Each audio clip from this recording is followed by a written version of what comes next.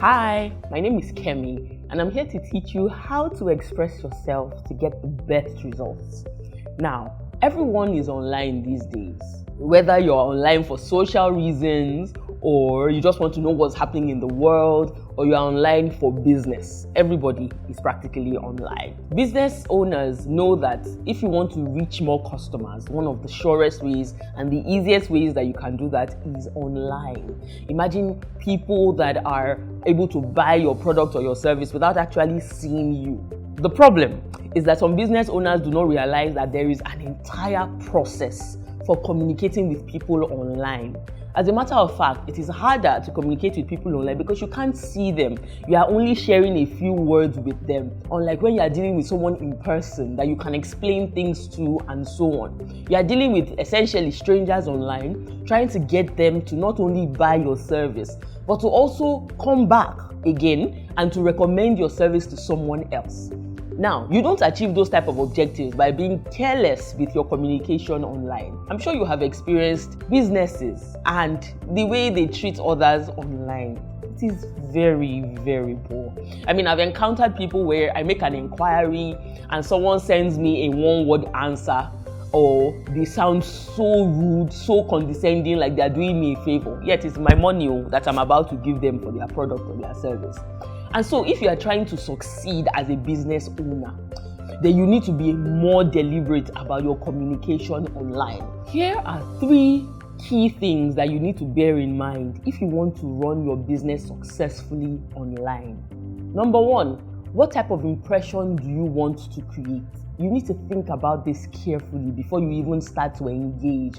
And even if you have started engaging with customers online, take a moment, a pen and paper, and decide, okay, what experience am I trying to create for my online customers? I'm sure you've heard the popular saying that people don't remember what you say to them, but they remember how you made them feel. Imagine if there are like 10 people that are offering the same product or service. Think about it. What experience do I want to give this customer that will make sure that they come back, make sure that they choose me in the midst of these 10 other options and they refer me to other people? You need to be very deliberate about it. Don't leave it to chance. Don't just say, oh, we'll do the basics. If they inquire, just tell them the product, tell them the price and leave it at that. No, you cannot afford to do that. You need to be very deliberate. How do I want them to perceive us? Because I cannot see them physically, they'll probably never come to my store. What impression do I want to create? For instance, if I am selling shoes, I can decide that I want everyone that comes across my page or inquires about my business to feel like I sell quality shoes, that I have their best interest at heart, that I want them to spend their money to buy the best quality, and I'm actually interested in them getting the highest value. When you define the impression that you are trying to create, you can now decide the action that will help to achieve what you have set. For instance, it means that you need to define how your salespeople will behave, how your salespeople will respond. If you are a food business and you want to create the impression that you are efficient, you are cost effective, your food is one of the best there is, you can't have your staff members talking to your online customers anyhow. For instance, your members of staff must know the services that they are offering.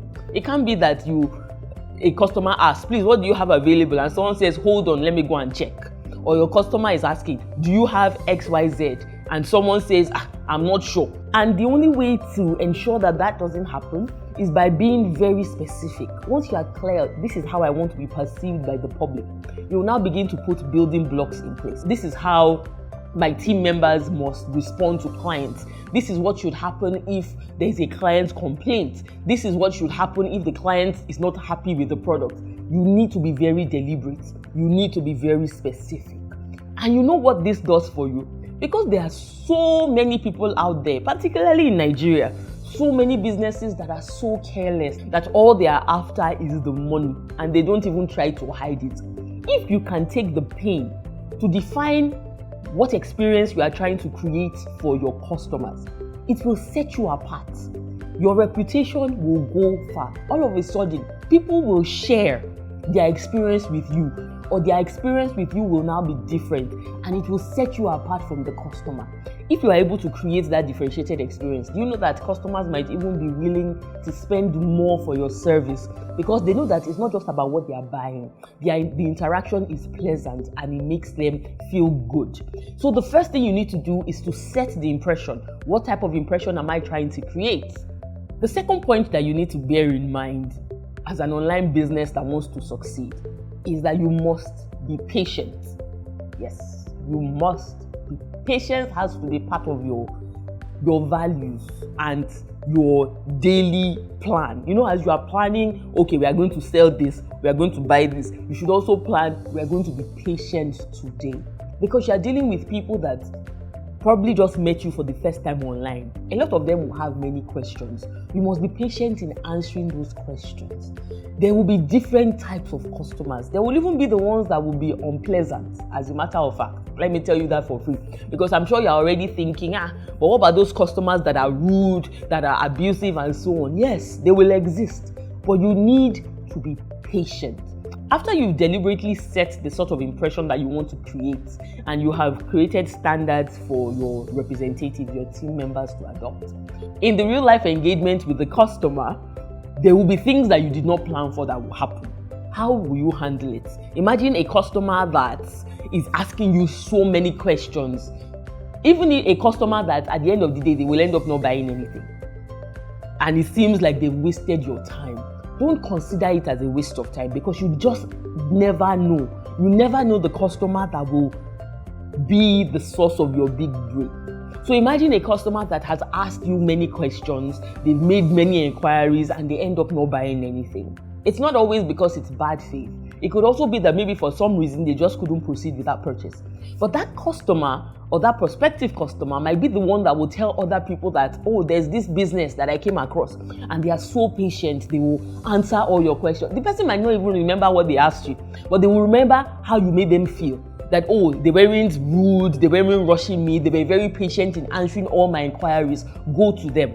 I mean, this world is a very small place, guys, and you should not take for granted the fact that while your interaction with one person may not yield what you are looking for, that person may be your connection to other people that will get you the most value. So you must be patient. Obviously, there will be boundaries, right? If there's someone that is harassing you, there will be ways where you can respectfully tell them why that is unacceptable. But you must be patient. You cannot be in a hurry. Getting the money out of the client cannot be your primary emphasis. Because if it is, it will show. If a customer is genuinely confused about something, all you're doing is talking about the price, but you have to pay first. You have to, at the end of the day, the customer is like, clearly you don't really care about me, you just want to get my money out. But imagine a customer that is even undecided and you're patiently taking them through the process. You will win a fan for life. You will win a promoter, a marketer that you are not even paying for, because people will market remarkable service. And it's very important that you position yourself in that way. So patience is always a good strategy. You can't really lose anything by being patient. In the moment, you may feel like, I could be doing something else. This person is wasting my time. But the far-reaching effects of dealing patiently with a customer will go further than you can ever imagine. It would also build the capacity of your people to deal with a wide range of customers. The third point that is extremely important in online communication is that you must never be abusive to customers. Never, ever. There is no scenario where being abusive to your customers is acceptable. Don't do it. Don't do it. If you are having a difficult conversation and perhaps the person is even insulting you as well, it's not license for you to insult them back. It's not okay, because what that does is it tarnishes your brand terribly. Remember what you are trying to build in your business. Remember, even if you're not trying to build anything remarkable, you're like, Kemi, all I want is just to make money from this business. The thing is, your ability to make money is heavily dependent on the perception of your customers about you, whether or not you are deserving of their time and you have sufficient value for them to pay for. The day you abuse a customer, you call them names, you insult them, guess what is going to happen? people will not know what really transpired. They will not know that, oh, it was the customer that started it, the customer was being difficult. How many people will ask you? Once that customer tells someone that tells someone that tells someone, and the customer will tell them their own side of the story, and they'll probably have receipts to show where you insulted them. All that will stick in the minds of people is that business is a write-off. Don't go to them. They will insult you if anything happens. And you don't want that. Your reputation is such a fragile thing, and it can be destroyed in a matter of seconds. So as an online business, you need to ensure that you are not insulting anyone.